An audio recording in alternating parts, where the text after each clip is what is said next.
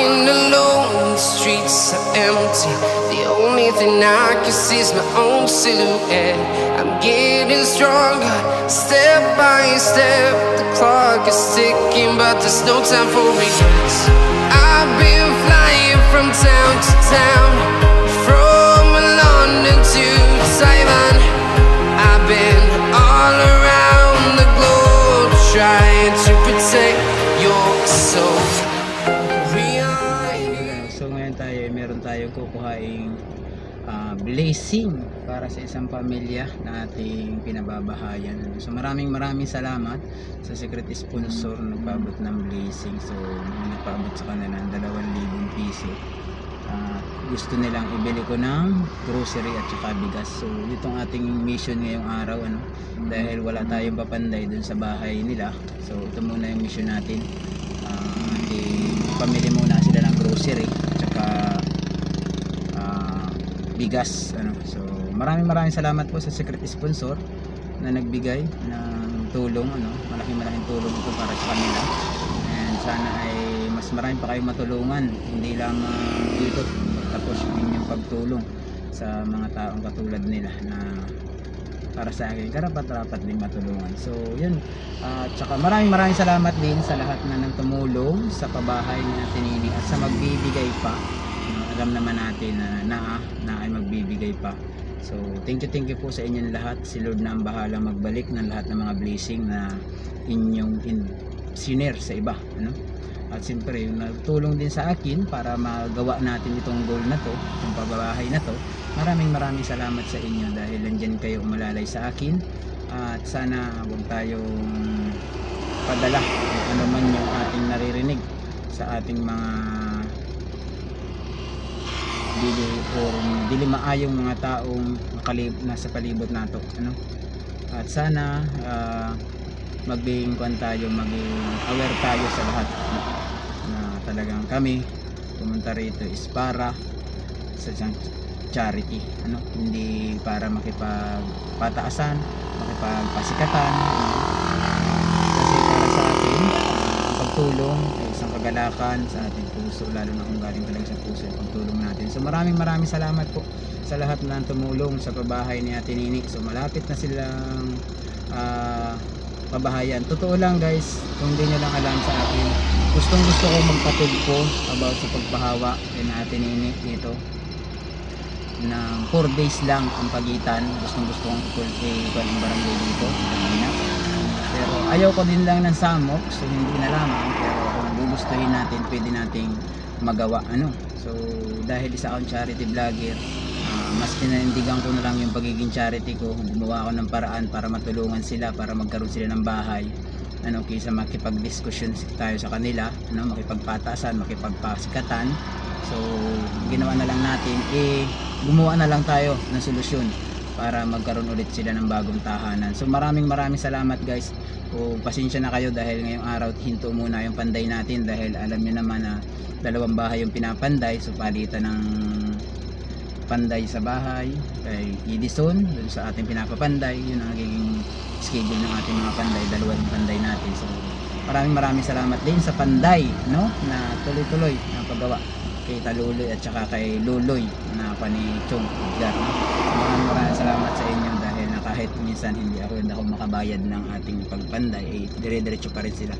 So sa lahat naman po ng mga nagbigay ng pera, ayun, nagamit natin yung mga pera ninyo sa tama, nakita nyo naman yung result na yan. At hindi pa tapos dyan, so may nagpadala rin nakaraan, so bibili din natin ng materialis at yung iba binayad ko na rin sa panday. Maraming salamat din kay Ma'am Takir na nagpadala. So thank you very much sa inyong lahat guys. Sa mga magpapadala pa, ayan, si Lord na ang bahala sa inyo magbalik ng mga blessing na inyong sinishare sa inyong kapwa.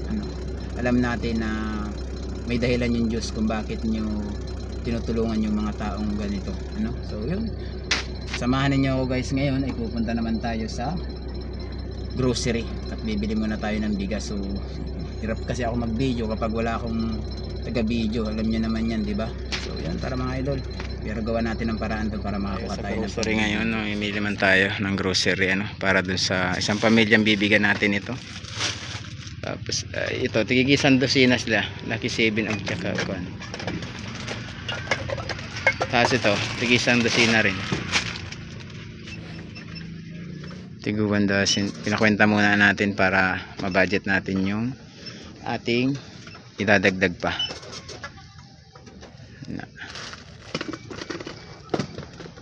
Ito, tig-isang dosin. Bali dalawang dosin na to? Oo. Oo, kalahati lang. Dalawa. Tig-isa man sila. 24 pieces man siya tanan.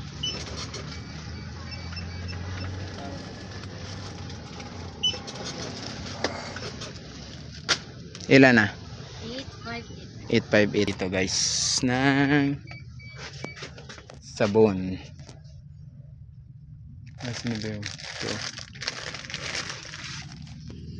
Sabon. Dugaan natin ng sabon. Ito te, try mo nga to. Sabon.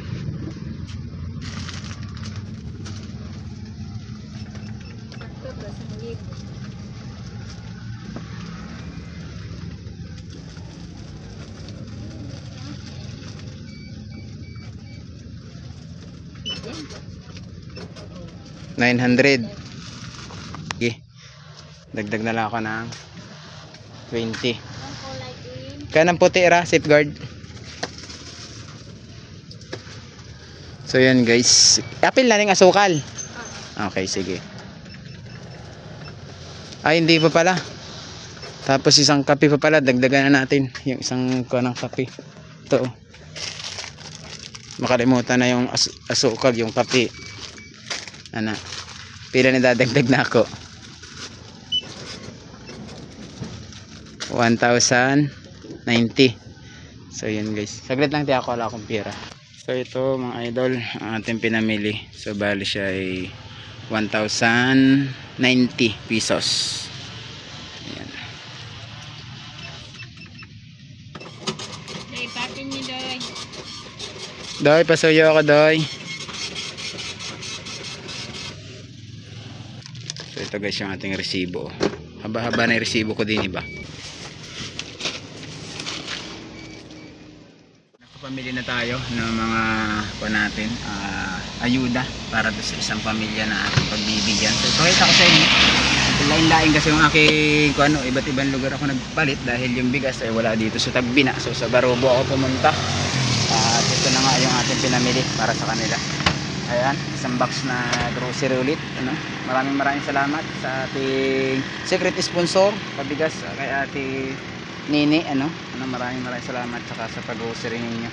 So mamaya bibigay natin to dahil wala sila dito, nandun sila sa Pikas, dun sa bahay na ating pinapagawa. So mamaya na lang natin siya ibaba. Dito lang muna siya sa loob ng sasakyan. So maraming salamat sa lahat na nagbigay dito ng blessing. Gaya na sinabi ko, at sa magbibigay pa. Maraming salamat sa inyo dahil ay marami kayong natutulungan ng pamilya at isa na nga ito si Ate Nini. So abangan nyo pa yung ating mga next vlog, next video natin para doon sa bahay na ating pinapagawa para sa pamilyang ito ng ating pagbibigyan ng grocery na ating binili kanina. So yan ay nabili natin dahil sa sponsor na nagpadala. So maraming salamat po sa secret sponsor, and sana ay mas marami pang blessing dumating sa inyo at sa Lord na bahala magbalik ng blessing na binigay ninyo sa inyong kapwa. So yun mga idol, ipakita ko naman sa inyo itong ating bahay na ating pinapagawa para sa kanila. Ating daan papunta, ito ang problema pa rin kami ni Edison ito kasi gusto namin to patambakan ng limestone papunta doon kahit dahanan lang ng motor. Kaya kung sakali makabili tayo ng bike, may papasok natin dito sa looban. Kaya medyo matubig dito kasi sa part ng unahan, lalo na pag ganitong maulan daw. Pero okay lang yan, at least lagi tayong basa, diba? So pupunta tayo ron. Lagay kami ng lit agdra pang gabi.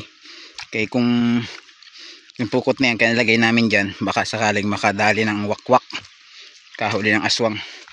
gawin natin kuan bantay din sa farm. Yan. Abot dun yan sa dulo.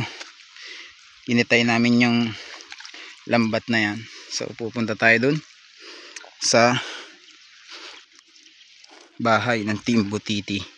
Ito yung bahay na Team Butiti ginagawa. At yun naman yung ating pinapagawang bahay. Puntahan natin kung ano yung napukpok ni Uncle Toto dun.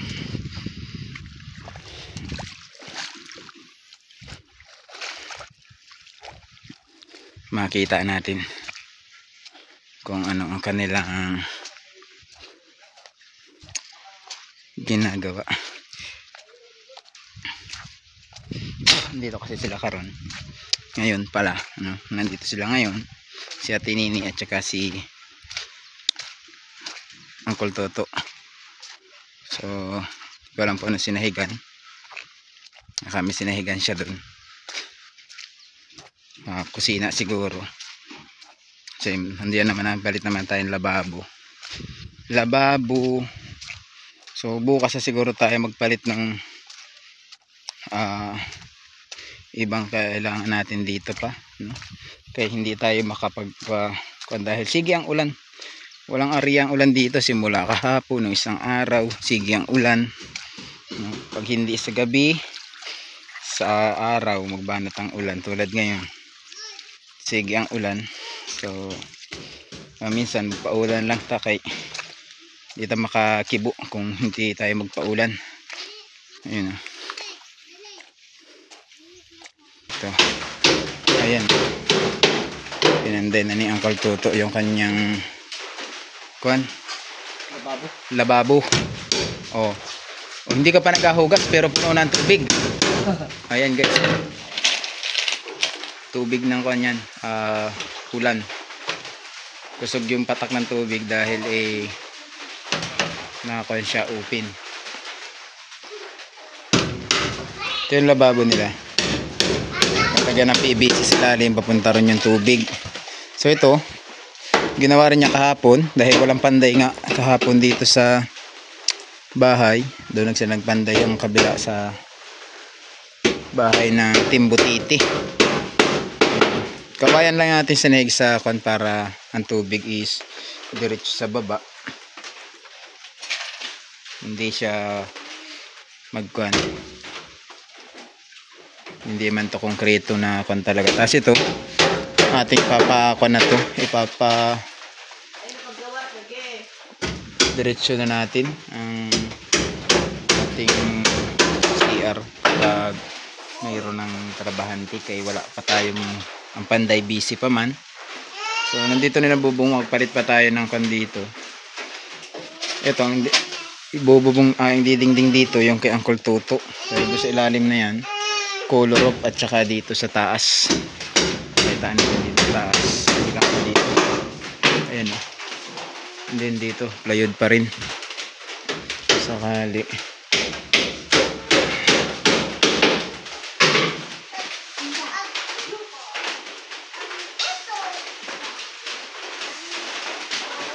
One, two, three, four, five. Ito. Tapos ito, ipa-flooring din. Hindi pa natin ipa-flooring. Ito. Ano din yung nag-ambon? Nabasa rin plywood? Akala ko nabasa itong plywood. Akala ko nabasa.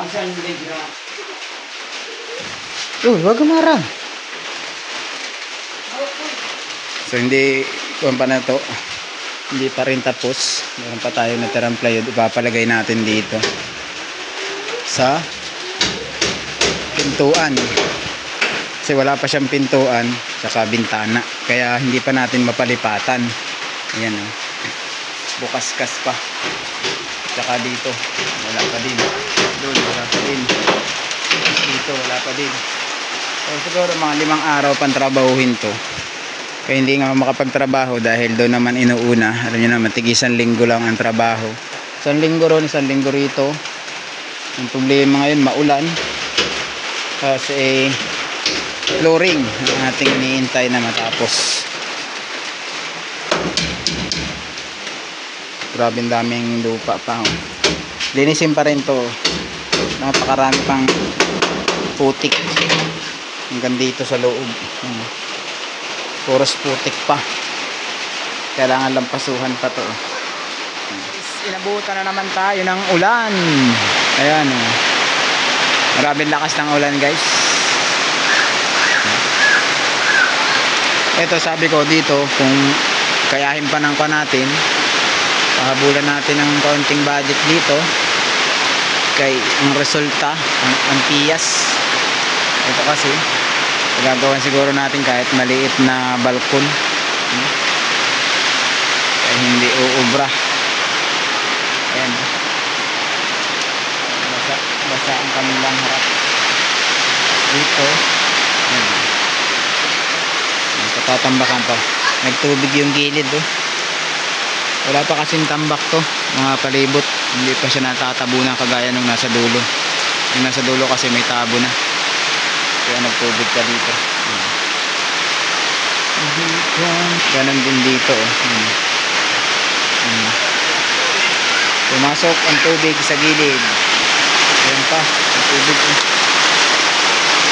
Wala pa kasi siyang bangbang o agusan sa tubig papunta ron. Naharangan ito. Pero kung mawala malinis na siguro to, hindi na ito pupunta rito. Tapos patatambakan itong gilid. Ayan. Punta dito yan. Ito kasi meron na ditong tambak. Ayan. Ito. Ayan. Pag natabunan na ganito ng tubig, hindi na makakapasok.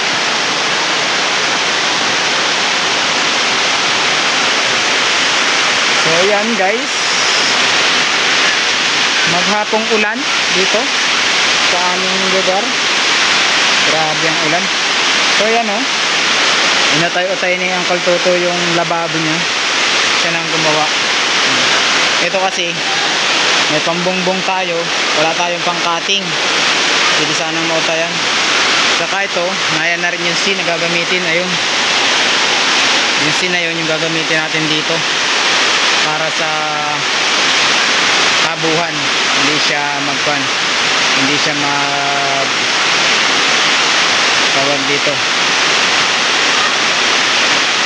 itom agad. Tapos palalagyan natin dito kapulabas, kasi kung hindi, ang aso ay magpupula agad ang bubong. Ayan. Yung resulta nito, magiging pula to kapag wala tayong panghaw, yung tawag, pero malabas ng usok. So yun mga idol, talagang grabe ang ulan. Ayan kaya ating mga hollow block.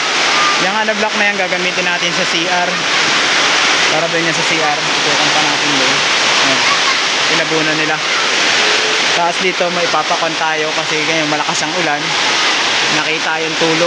Ito naman siguro sablay ang butas, tumulo siya. Yan lang naman. Dito walang problema sa loob. Hindi na sana itong maripatan o matrabahuhan to kahit mga 2 araw lang. Kasi ito, kung nasa loob lang sana yung buhangin, haluan nato ni ba? Kaya man nato ni. Ang problema, tambakan pa ng lupa ni. Pala, hindi pa rin basta-basta kahit butanganan pa ng lupa. Ha?